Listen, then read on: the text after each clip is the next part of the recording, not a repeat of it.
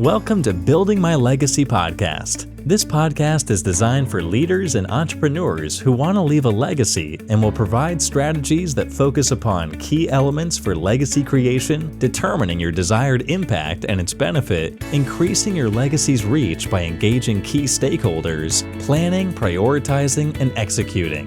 Here's your host, Dr. Lois Sonstegard. I'm almost afraid to say this, but it is reality. I'm going to say it. Our businesses are in trouble. They really, really are. There's a lot going on. We have layoffs. We have people just kind of, I call it phoning it in, not really vested in what they're doing. But we have somebody that can come to the rescue, and she's helped many businesses over many years and has even personally coached some of the top level executives in this country. And she's with buildtomorrow.com. Lois Sonstegard joins us again on the program. Lois, welcome. How are you? I am great, Steve. Thanks so much for this opportunity again today. It's good to see you. You too. You're like sunshine here. And I have to say, I have to compliment you. I love it looks like a holiday themed sweater that you have on. And that's the first one I've seen all season. So that there you go. It's the beginning, isn't it? Absolutely. So we've been talking about collaboration and why it's so important in the workplace. So let's recap from where we left off. What exactly is collaboration? Collaboration is when two or more people come together to agree on solving a problem together for their mutual benefit. So there is no win or lose. You're both working to accomplish a goal. And there's so much that can be done if we begin to look collaboratively. We have done so much to really undo that perspective because this last week, you take a look at all of the people, the companies who've begun their layoffs. We thought that wouldn't start until closer to the first of the year, but it is here in full force. And yesterday I had a conversation with an organization where there is no trust anymore. It has totally eroded. And they're desperately trying to figure out, how do we put the pieces back together again? Well, you know what? When you've got Humpty Dumpty and he's fallen off the wall and all you have is pieces, you've created a lot of work for yourself that could have been avoided. We can put it back together and put it back together in a more beautiful way, actually, more effective way, more productive way. We just need to do it in a very thoughtful and intentional way. Now, you said before that when there's collaboration, there's no win and no loss. But if you have two people either connected through a business, or let's say they have two separate businesses, but they collaborate for the greater good, isn't there a win there? There is a win, right? There's a huge win. Huge win. We tend to be so afraid of collaboration, I think, in our culture, because we're taught to compete from a very young time. You know, we go into sports, we compete. I have a family that's competitive. We laugh about how we compete over Parcheesi when the kids were small. Wow. And it's our nature. However, if you really want to accomplish something big, you have to do it collaboratively. I see what you're saying in terms of it's almost like giving up the secret sauce, you know, why your business is so successful. And maybe the other business over here is successful, but you're afraid, you don't want to give up, let's say you compete against each other, or let's say there's some parallels there. Okay, let's go here. Do you have to have the right relationship before the collaboration can take place? Because if you don't know each other more deeply, more intimately, if you will, maybe that's where the block is. Relationship is huge. And that sense of respect for one another and really wanting to grow each other. For example, when I was doing some work in Asia, my Japanese distributor, just a lovely, lovely, incredibly gifted man, very successful in business. He'd established a number of companies. And he came to me, he said, Lois, we could do so much more if we collaborated with some others. So before I knew it, we had some key players from Korea, some key players from Taiwan, key players from Singapore that he brought together because we were trying to solve an issue in supply chain. And together, we had resources to be able to do that. Individually, we would struggle. It would cost us money, a lot of energy, and we would have to manage it at a micro level that would be very, very costly to us personally, but expensive. Wow. What is the basic framework for collaboration? Okay, so you covered the first one. It's so important, the right partner.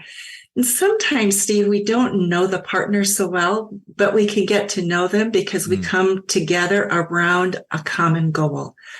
So like with my example with my Japanese distributor, I didn't know the other players well. I did trust Tanaka-san. He had always been reliable, always been consistent. He'd always watched out for both of our greater good, right? Mm-hmm. So when he brought people to the table, I had an openness to them. I didn't know them, but beginning to work on solving a problem, I got to know them. And I developed a great respect for them. I think we all did for one another. It was our common goal that was the glue. And from that came a deep relationship.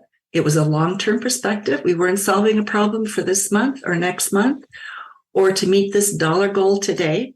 It was for what were we creating. So it's not only having the right people, but it's having people who are in it for the long haul. Steve, I'm not going to just be here today to talk with you because you know what? I'm going to get something out of it today. It's Steve, I'm here working with you today because I want to know what you need and what's going to help you with your career. And as I work with you and we're working on a goal together, I want to advance you. I want to help you become more successful. It's not just about me. And that's the big difference. Think of the offshoots of that. When you work with somebody and their business thrives, you thrive, meaning them. But the accolades that come back, the referrals that come back, the positive feeling that is all around. When you think of it, universally, it's so powerful when you collaborate. It is, isn't it? Yeah. And in the process, guess what? Stress goes down. Your life work balance gets into balance better, right? And actually, you begin to see more opportunity. So opportunity is huge. Part of, I think, what happens, Steve, right now in our world, take our organizations. We're tracked into this notion of my short-term goal. I've got to make my profit margins right now. And so we burn, we churn in order to do that. In a sense, we do that in the same when we're with our organizations. It's what market share can I gobble up because I need to dominate the market to be a key player. And that's the way that we've been playing the game. The issue now is the big people keep getting bigger and they keep controlling more of the market. So the people in between, how are you going to compete? Right? In a big organization, how are you going to stand out and become a leader in a gobble me up organization? You're not going to do it alone. It's going to come from a collaborative effort. And what you said is happening so, especially in the medical field, the gobble up. Maybe I mentioned it last time. You can't even find, it's almost impossible, at least in this area, a family practice, like one doctor or maybe two together. It's these big conglomerates that are swallowing it up. You said something before, Lois, that I thought was very powerful. When you collaborate, the stress goes down. And I believe it's not just because you're solving the problems. You are socializing to solve the problems. You're working with somebody that maybe you might not have worked with before. And it psychologically makes such a big difference with everyone. It does. So I think one of the things that happens when we're working in isolation and we're dealing with all of these forces that seem to be coming against us, right? We're operating under fear. Is today the day that I go out of business? Is today the day that my position gets eliminated? I mean, those are, like one person said to me, every day I go to work thinking that today is the day I'm going to be done. I'm going to be exited. Well, what a way to approach your day. Exactly. Right? But unfortunately, there are a lot of people who do face the day that way. That means your stress is higher. You're putting walls around yourself to protect yourself. You're looking at everybody in terms of, are you for me or are you against me? Right? It's a mentality that shrinks us. So when we're in that state, our subconscious mind, the subconscious mind's job is to protect our conscious mind. So it goes into protective mode. And so our ability to be creative, to see possibilities shrinks because we're into protection. Yep. And that's the job. We're designed to be that way. And so it's not that the person is wrong. That is being human. So part of what we've got to do is open that up and expand it again so you can see possibilities. I just had this picture, watching an old time Western where the wagons all circle around and just like, let's protect everyone. If I hear somebody say again, I'm just staying off the radar. I just want to stay off the radar. I'm sure you've heard that. It's almost like you get this feeling, the pit in your stomach, even somebody saying it, but let alone living it, that you just, I don't want to be seen over here. I'm not going to come up with a fabulous idea because now I'm on the radar. And even though it may be a great idea, oh yeah, there's that guy. Do we really need him? Let's take a look here. What a horrible way to exist within your workplace. It is. So one of the things that I think is so important when we talk about collaboration, whether it's in a corporate setting or business to business to business, right, is to look at what would you dare to dream if you could partner with anybody you could choose to partner with to accomplish your dream.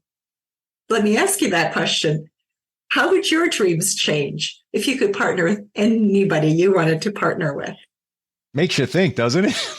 Doesn't it make you think? It really does. Where the sky's the limit, and there's no judgment and there's no issues. And you could say, I want to work with them. I think we could work well together and it would propel us both. What a great feeling that is, going from stay off the radar to that. Think of it. And what would be your sense of your likelihood of success? Astronomical. Yeah, you go, well, of course. It's a can't lose situation. Even at the minimum, it's a can't lose situation. At the very minimum. So, and that's the beauty of collaboration. Instead of becoming less than, we become more than. And as you dream, part of what happens is you begin to look at, okay, I'm experiencing this challenge because of. Now, if I had a partner or somebody that was coming alongside me that knew something about that, I could deal with it. So you begin to look at your challenges in a different way. Simply, where are my gaps? What's keeping me from the likelihood of success? So I find it really helpful. This is just it's a small, easy way, but take a look at each one of those dreams that you have, big or small, and just take a sheet of paper, list them down, and then put next to them a number from 1 to 10, my likelihood of success. And then ask yourself why. If I had a partner for that, what would happen to my likelihood of success? I'm a big proponent of the 10 scale. Isn't it fun? It really works. Yeah, it really works well because it gives you a barometer. It gives you a barometer, right? And it gives you a way of monitoring your own thinking. You may think that something is really possible until you sit down and you go, well, just a minute, what's my likelihood of that? The other question to ask on a scale of 1 to 10 is, how long will it take? If I'm doing this by myself and finding solutions by myself, how long will it take? Would you 10 scale that, 10 being a long time, 1 being a very short period of time? Okay. Yeah, I would. And it doesn't have to mean anything in terms of years, days, months, or whatever. It's just kind of the feel for it. A feel for it. And then the third one I would look at is, what's the effort I'm going to have to put in? What will I have to sacrifice in order to achieve that if I'm doing it by myself? Those are the things that keep us from going after our dreams. We don't have the right partners, but we think it's going to take too much time, too much effort, and we're going to have to sacrifice too much, right? I want to share a real world situation with you that just popped in my head. And this literally happened a few days ago. Okay. So go for it. Okay. So we have, and this is from friends that I work with, a medical practice. Another medical practice reached out to them in a totally other state, 1,000 miles away, and said, we've heard about you. We've seen some of the things you've done. We'd like to talk to you about them and see how maybe we could work together. Now, this medical practice, and I saw all the emails, by the way, this is a true story of the staff, the management staff there, and they were vastly divided. One person said, nah, don't want to get involved, don't want to share any information with them. Somebody else said, well, why don't we talk to them and see what they're thinking, and maybe we can help them a little bit, and maybe they can help us. And then somebody else said, absolutely, let's start a dialogue. This would be fantastic. Where would you go with that?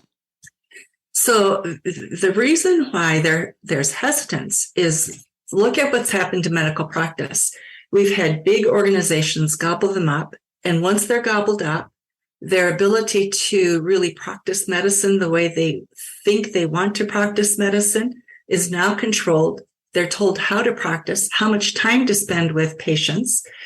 And so suddenly that joy, what took them into medicine, has begun to disappear. So they've watched that. They have been also betrayed by their own professional associations in many ways, I would say, because they have been part of this mega trend. And, years ago when I was looking at some of the research that was being done on practices and group practices when I was working at Texas Tech University in their medical school, for example, one of the issues you dealt with was, what's the quality of medical practice? Could you improve it by looking at bringing people into a larger group? And there's a point where, yes, that is true. And then you hit a point where actually, I think, the benefits begin to decrease because people have lost their sense of passion, their sense of taking care of the patient. And so the patient leaves and says, I wish somebody cared really about who I am as a person, right? And so you have that. But I think because that's the background that we come from, the fear, the pain that people have gone through. 20% of doctors right now say they're going to quit in the next 2 years. We don't have enough doctors right now, and they're quitting because they're burned out. They feel betrayed. They feel they can't practice medicine the way it should be practiced. They're tired of not being able to take care of people, patients as people.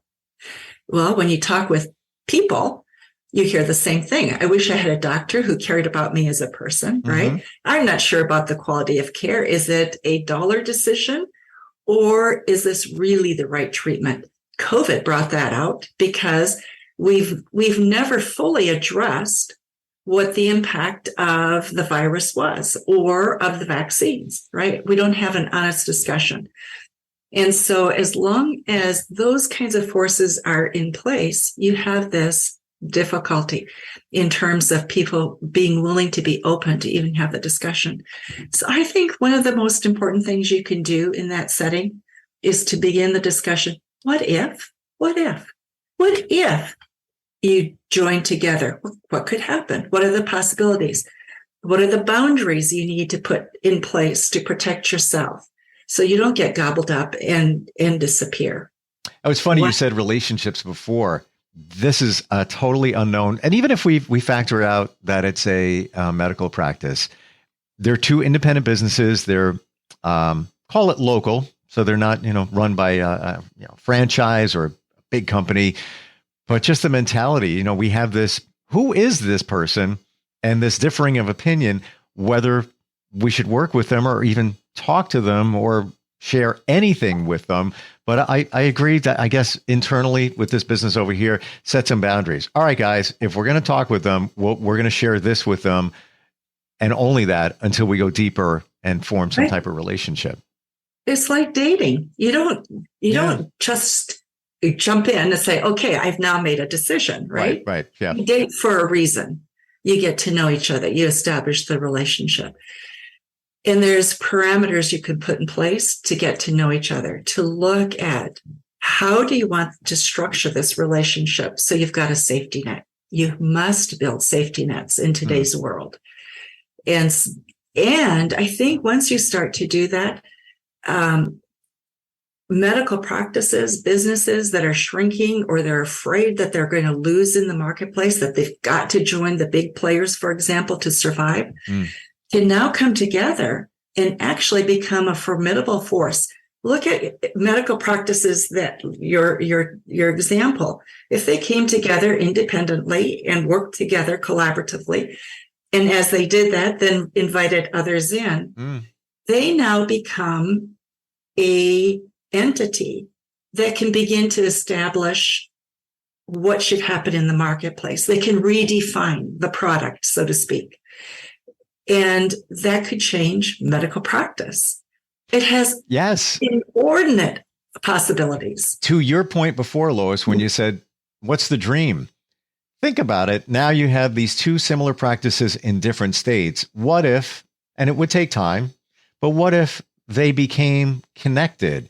We have a location in New York. We have a location in North Carolina. Now you reach out to other practices. We have one in California now.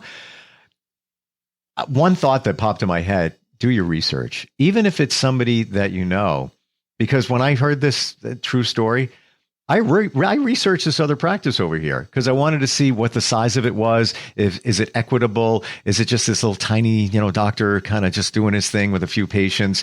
They look like they had their stuff together, both of them. I know this one well, but this one looks like, they're on the same playing field. So the dialogue should be there. The dialogue should be there. I get that question often. I was talking with a business that had merged. They brought two businesses together in order to make them larger in the marketplace and to be able to be more efficient. The efficiencies of scale is what they were looking for. They had spent time talking, and so they thought they were aligned. Once they put it in place, they were beginning to see differences. They were beginning to look at, well, is that what I agreed to? Is that what I agreed to? And they got into more those personal types of items rather than keeping their eye on the goal. And how were they working together to increase their likelihood of success? That changes your focus, right? Now, instead of, well, I don't like quite how you do that. That's not the topic. Now it's, how do we accomplish? Who do we work with? What resources do we need to bring? What networks do we need to build? Which part are you going to work on? Which part am I going to? So all those action plans, deliverables have to be clearly delineated and measured. And that's part of a collaboration process that is critical if you want it to succeed. There's so much we can talk about here, and we're just about out of time. But you know what? It does illustrate one thing, that collaboration is so important and critical to the lifeblood of our businesses.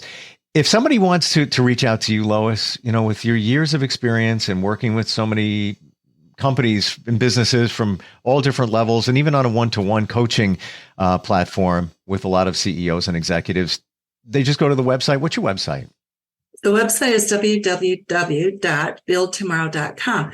But I have a special offer for you today with this show, because it occurred to me after our conversations that there are people who just may want a quick start. How do they get started with a collaboration process? So I'm offering a 3-month quick start for you. I'll help you put together the partners you need, the goals that you want to set forth, and just how you might want to proceed. The cost is $15,000, but for the first person who emails me, lois@buildtomorrow.com, I'll discount it $5,000. So a great opportunity for, as you begin to look at the new year and where do you want to go, look at collaboration. How do you do it? And get a quick start, because it sure can make your year better. I mean, talk about a New Year's resolution for building your business and making things so much better. And again, with that, and very generous offer. We're talking 3 months. I mean, this Just 3 months. Yeah. But it's a period of time that's substantial as well for everything that you can get and what you offer, Lois. Next time we get together, can we talk about the process? We sure can. Love to. Yeah, a lot there. Go to the website, Build Tomorrow, and that's build number 2 Morrow, MORROW.com. Lois, always great talking with you. Thank you so much, Steve. I appreciate it. We'll be right back. You've been listening to Building My Legacy podcast with Dr. Lois Sonstegard. To book your appointment with Dr. Sonstegard, visit www.buildtomorrow.com.